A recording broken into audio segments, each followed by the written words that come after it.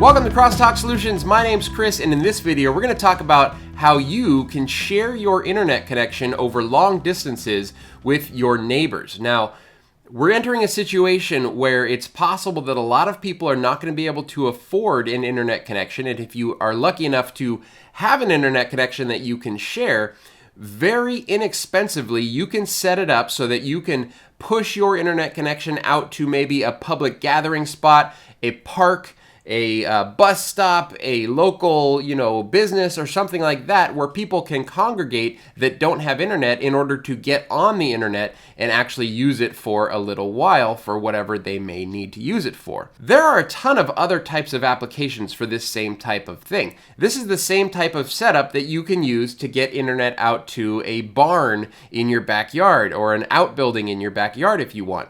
This is the same type of setup that you could use to shoot internet across the street to your, elderly neighbor's house who doesn't have internet and needs internet, right? So there's a ton of ways that you can not only accomplish this same thing, but also use what we're going to talk about in this video to help other people. And that's really the point. So what I have here is sort of a map of what we're going to be doing, and I will put this up on the screen as I explain it. Here we have a very, very simple network, and I just pieced this together using equipment that I had lying around. A lot of this stuff can be purchased on eBay very inexpensively, and so we're starting with our Edge Router X. This is our Edge Router X firewall, and this Edge Router X, brand new, is only about $59, right? So this is a very inexpensive firewall. It will absolutely get the job done for something like this, and that is what we're going to use for this demonstration. On the Edge Router X, I have set up a LAN network as 192.168.100.1/24 and a guest VLAN 101 network of 192.168.101.1/24. So we're only dealing with two networks here. We want to have a secure LAN network, and then we want to have a guest network that we're going to allow people to use in order to get on our internet connection. But we also want to make sure that we're not just throwing our internet connection out there. We want to make sure that it's secure, and that if there are going to be random people connecting through our internet connection, we want to make sure that it's done securely so that they can't get onto our, main LAN and see all of our computers inside our network, stuff like that. Okay, so from there, I'm going out to this simple wireless bridge. And before I even get into the wireless bridge, you don't need a wireless bridge for that, for this setup. If you have an access point that can go outside and a long network cable, you can just pop up an access point outside your house and with a sign that says free Wi-Fi, right? So you don't have to do this wireless bridge. The wireless bridge extends this access point out to locations that are further than you can run a cable. Okay, so they have like the little, what I'm using on the sheet here is the UAP-AC-M. That is the access point that I would recommend for a deployment like this because it's inexpensive and it's a really nice form factor, plus it's an outdoor access point. Now, lying around, all I had was this extra UAP-AC Pro, which is a, quote-unquote nicer access point than the one that I have on this picture. It's also an outdoor access point, but it's not really the access point that I would personally use for this deployment because it's meant to go on a wall, whereas the UAP-AC-M is meant to go on a pole, and you would want to probably, pop up a little pole or something so that, you could just get that UAP-AC-M up high and just broadcasting out to whatever local area, the park or the bus stop or wherever you're broadcasting that internet. So again, you don't have to use a point-to-point wireless bridge to share your internet connection. You can basically do everything that I'm doing in this video minus the point-to-point wireless bridge and just pop an access point out in your front yard, again, with a sign that says free Wi-Fi or something so that people can congregate there. The wireless bridge is basically just to throw that over to the park or a few blocks down to someone else's house or, a bus stop or whatever, something like that. Okay, so that being said, let's move on to the next step. Now, I just grabbed two pieces of 5 gigahertz wireless equipment, wireless bridge equipment that I happen to have lying around. This is a NanoBeam M5, so this is the model number NBE-M5-16. This is a great little access point. Little pricey. I looked on eBay, and the cheapest I could find these was about 65 bucks. So this is about a $65 access point that I'm using for the access point side of the wireless bridge. And then on the station side of the wireless bridge, I'm using this old NanoStation Loco M5. So that is model number Loco M5. And these are fully compatible. The bridge works fine. I fully updated the firmware to the latest firmware on both sides. But yeah, this bridge is connected and it's working perfectly. The other thing that I did here, because notice that we're probably not going to have any sort of PoE switch on the remote side, right? So you could do this with a PoE switch and power up the NanoStation. You can power up an access point with a PoE switch.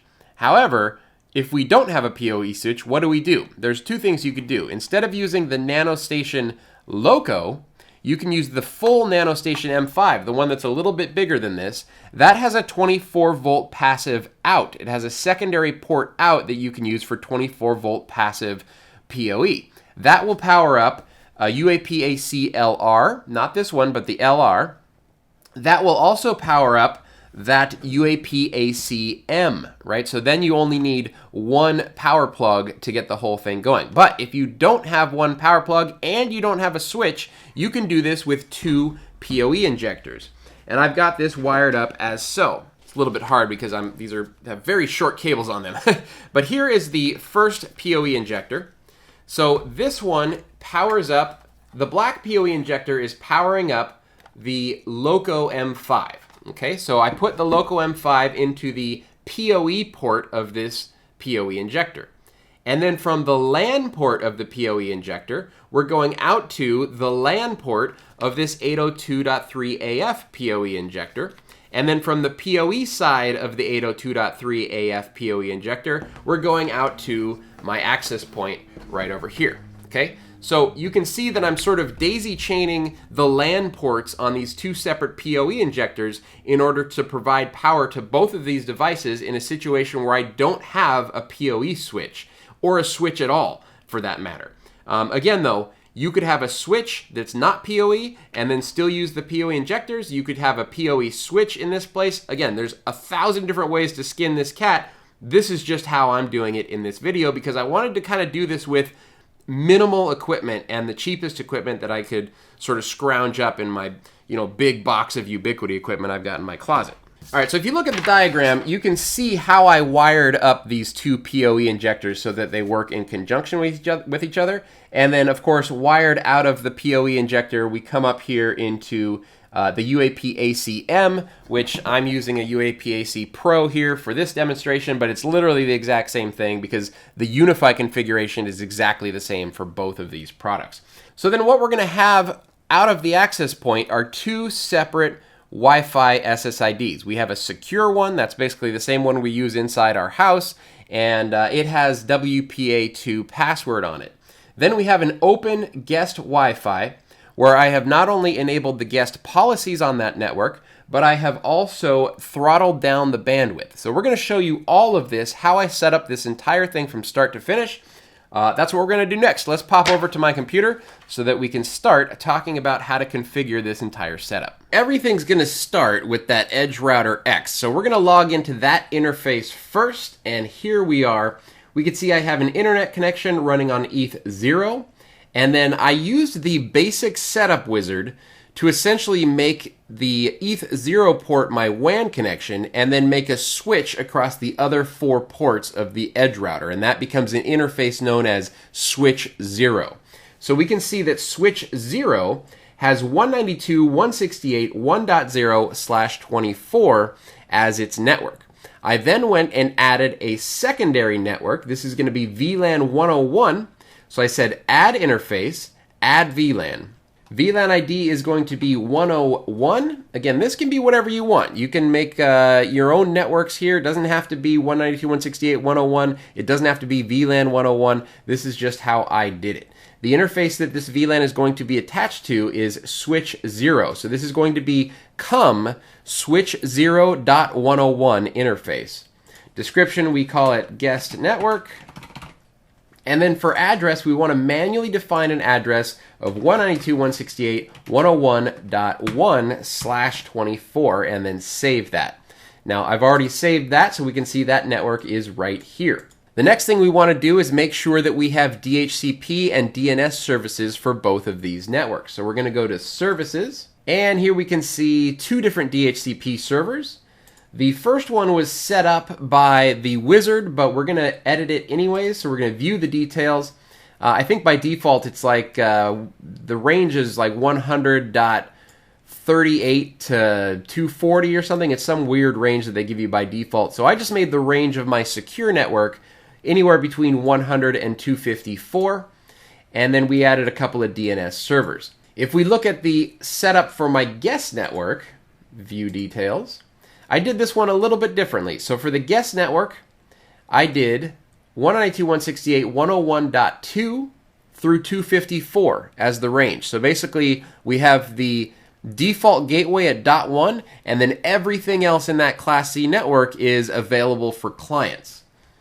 For the DNS, I did 192.168.101.1, which you have to make sure is a listening interface, which we will get to next. And then I added a secondary backup DNS of 1.1.1.1. You don't even have to use your own edge router for the DNS or your own firewall for the DNS. You can use 8.8.8.8 or 9.9.9.9 or 4222 or any number of DNS servers that are out there. Okay, so save and apply DHCP settings. In the same services section, we have the DNS tab. And by default, switch 0 was already an interface that is listening for DNS requests, but I had to add listen interface and then choose switch 0.101. So now we have DNS listening for requests on both 192.168.100.0 and 192.168.101.0. Okay, when you're done with that, just hit save. And basically, we're all done with the firewall. Now, I wanted to make this as simple as possible, so I didn't add any sort of complex firewall rules. I didn't add any sort of rules for using a Pi-hole or anything like that because I want this to be simple. Because number one, most people doing this probably aren't going to be using an Edge Router X. You might be using some other type of edge router. You might be using a USG or a pfSense. This will work basically the same for any firewall. The other reason why I want to keep this super simple and not add a ton of firewall rules in here is because it's actually not really necessary. Because when I go and set up the guest Wi-Fi network, we're going to be enabling client isolation and bandwidth throttling for our guests, which is effectively going to isolate them. They won't be able to get over to my LAN anyways. All right, so let's move on. And let's bring up the interface of my NanoBeam, which is the access point side of my wireless bridge. Okay, so here is the access point side of the wireless bridge. We can see that we have a pretty good signal. Basically, all I did here is I factory reset this thing. When you factory reset a NanoStation or a NanoBeam, by default, it gets an IP address of 192.168.1.20. So you have to configure your laptop or your computer in the 192.168.1 network, and then basically turn the NanoBeam or the NanoStation or give it an IP address in the actual network that you're using. In our case, the actual network is 192.168.100. So I gave it, if we click on the network tab, we can see that I gave it 192.168.100.10 with a Class C subnet and a gateway of 192.168.100.1 and then a couple of DNS servers. That's all I had to do. Once this NanoBeam had internet connectivity, I then updated the firmware to the latest version, which is xw.v6.2.0. I also set the time zone to Pacific Standard Time Zone. And then under here, under Services, I enabled NTP because you have to do that in order to use UNMS. And then I connected it to my UNMS server. Finally, I went over here to the Wireless tab, and I set the wireless mode to access point. So of a wireless bridge, you've got the access point side. That is where the internet connection originates. And then you have the station side, which is where we are receiving that internet connection, right? So access point sends, station side receives. So this is the sending side. So I set it to access point, and then I set an SSID of sharing is caring. Now this SSID You can hide it if you want, but you don't have to. In this case, I chose not to because this is just for demo setup.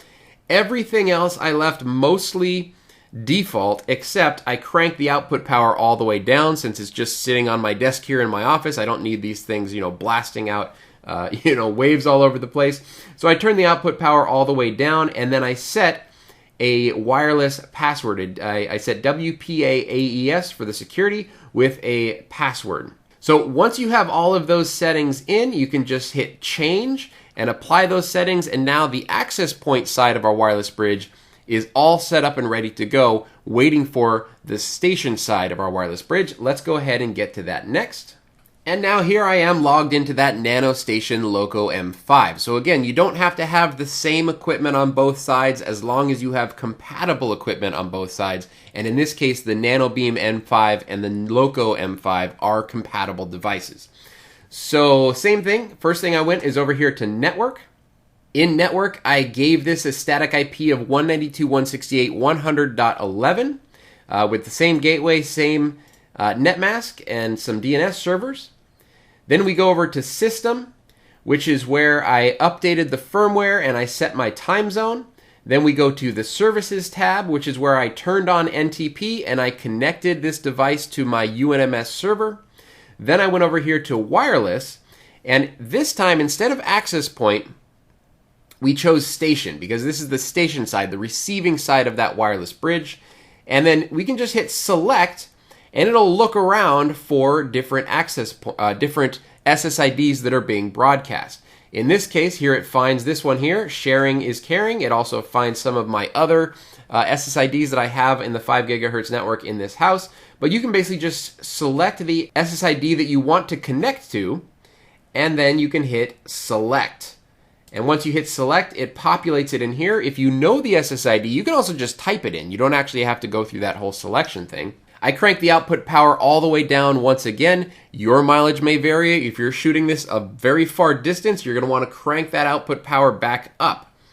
And then I use the same password that I used on the access point side, as well as the same WPA-AES security. Everything else was basically left default, and we hit change. Now, the only thing that you might want to do here is if you run some signal testing in your area, you might find that the 5 gigahertz band is overpopulated in certain frequencies. So you might want to manually select the channel that you are broadcasting on for your wireless bridge. But other than that, we are now up and running. The wireless bridge is connected. We can see that I've got a very strong signal. We have a transmit receive rate of 300 by 108, which, I mean, they're kind of like not even really pointing at each other over here. I'll see if I can get that a little bit better.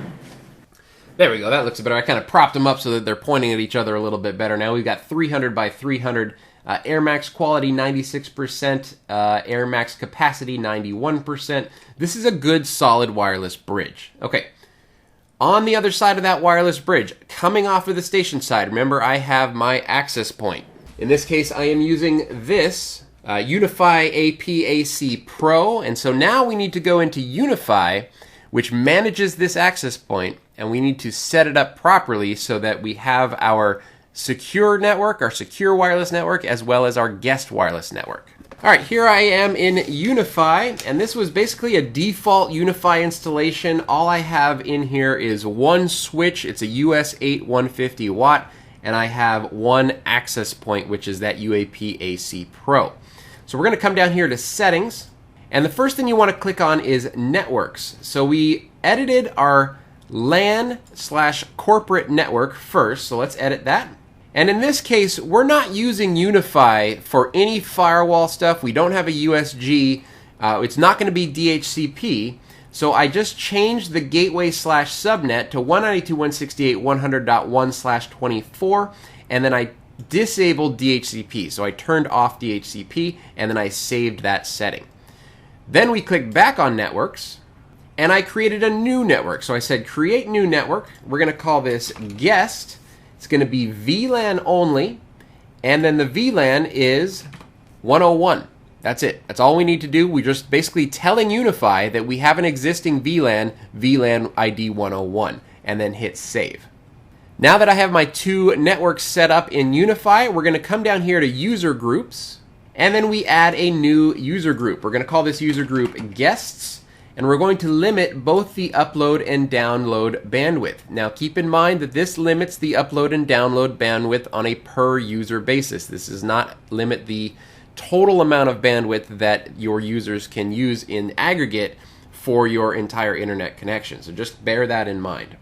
So we'll put it down to say, 5 megabits down and 2 megabits up.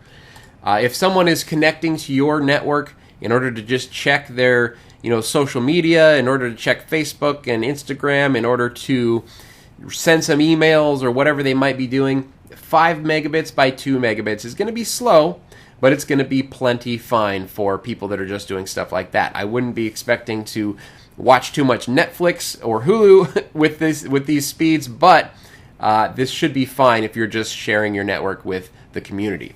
Okay, so then we're going to save that, and now we have our guest user group. If you click in guest control, this is where you can actually turn on a captive portal. But I'm not going to do that in this case because I don't like UniFi's implementation of captive portals. It just doesn't seem to work that much. It always kind of doesn't work very well. So if you're concerned about wanting to secure down the network a little bit better than the way that I have it, which is going to be an open Wi-Fi network, instead of using a captive portal, just consider putting a password on that network and then, give the password out to people or something and change it periodically. But again, your mileage may vary. This is just a very simple setup. If you want to do something different, absolutely. And I encourage you to experiment with different setups to see what works best for you. All right, finally, we're going to create our wireless networks. We're going to click on wireless networks. I have 2 wireless networks that I've created here. One's called Secure Wi-Fi. Let's take a look at that first. So for Secure Wi-Fi, I've made it WPA personal with a password. I've chosen to block LAN to WLAN, multicast, and broadcast data. And that's it. That's the only settings that I did in here. This is a very simple wireless network setup. If we go back to wireless networks, let's take a look at our free Wi-Fi SSID. All right, so I called this one free Wi-Fi. It is an open network, meaning that it doesn't require a password to connect to this Wi-Fi network. But I did apply guest policies, and by applying guest policies, that means that our guests that are connected to this network are going to be client isolated. They will not be able to communicate with each other, and they will not be able to communicate with other networks. So they won't be able to get over to my secure Wi-Fi network or my secure LAN in any way, shape, or form. I also chose to block LAN to wireless, multicast, and broadcast data, and then I have ticked the box here so that we use VLAN 101. Okay, that way we are getting DHCP from the edge router, not on my main secure LAN, but on my guest LAN, the 192.168.101 network. Then for user group, I selected guests. All right, and guests, if you recall, are throttled down to 5 megabits by 2 megabits. Okay, so that means that you have to select this user group in order to apply that throttling to this particular wireless network. All right, go ahead and save that. And at this point, we are all done. All right, so the only thing left to do is to test it out. In fact, let me just do it on this computer right here. I will disable my regular network connection, and I will enable my wireless, and we will connect to the guest network. All right, we are connected. If I look at my adapter, we can see that I have an IP address of 192.168.100.107. So I am currently in that secure wireless LAN. Let's go ahead and run a quick speed test out to the internet. And fast.com, which is actually Netflix's speed test, is giving me about 90 megabits per second, which is good enough for my testing here. And you might say, well, Chris, why are you using fast.com instead of speedtest.net or something? And it's actually because speedtest.net pops up my WAN IP, and so it causes me more work in editing to blur that out. So I prefer fast.com for simple, quick, fast speed tests like the one that we just did. All right, now let me now connect to the open free Wi-Fi network that we're sharing with our neighbors. There we go. We are now connected to that. Let's look at ipconfig. And we have an IP address of 192.168.101.3. We can ping the internet. Yes, we can. And now let's do that same speed test.